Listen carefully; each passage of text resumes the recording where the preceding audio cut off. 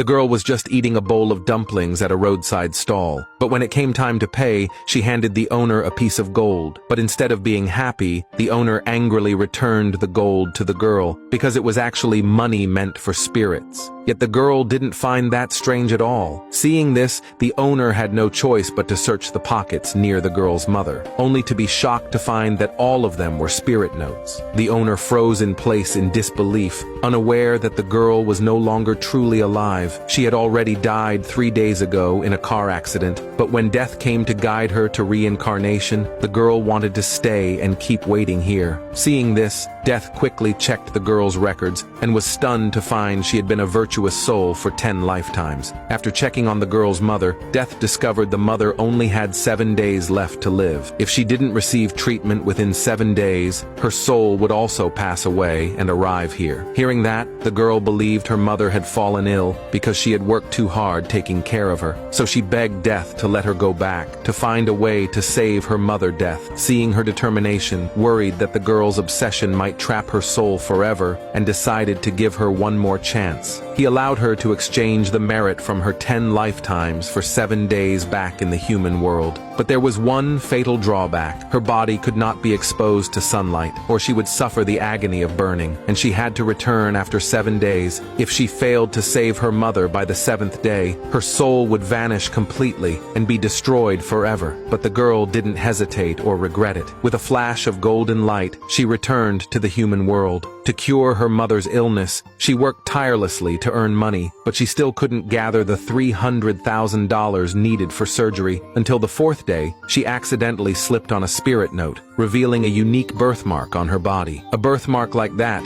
was only found on the heirs of the richest family. It was spotted by an assistant who was eating nearby. He immediately called the CEO to report the discovery, but the CEO refused to believe it. For the past 5 years, he hadn't cared for any woman, but the birthmark the assistant described made his eyes widen as he remembered his lost lover. They had been lovers during their university days, but because of her poor background, his father despised her. Even though she was pregnant, his father forced them apart and even threw her into the sea. Since then, the man buried himself in his work. But his father still wouldn't give up, constantly introducing him to wealthy women for marriage alliances, until the assistant found the girl's birthmark, which brought back memories of his lost lover. But as soon as he left the company, the girl clung to his leg. Seeing the pitiful girl before him, he handed her $100, hoping to help her somehow. Seeing this, the girl took the money and left immediately. But when she counted her earnings that night, she discovered that among the bills was a small gold accessory. Looking at the delicate piece, she believed it was fate's way of giving her mother's surgery fee, so she rushed to the hospital with it. Meanwhile, the CEO realized that the necklace his lover had left him was missing. Remembering the $100 he had just given the girl, he immediately told his driver to turn the car around, but he learned the girl had gone to the hospital. When he saw the necklace in the girl's hands, he demanded she return it to him, but the girl refused, saying it was her mother's surgery money. Seeing this, the man offered her $10,000 to buy it back. To his shock, the girl asked for $300,000 instead. Hearing that, the man thought she was just a scammer. He threw down the $10,000 and snatched the necklace away. But to his surprise,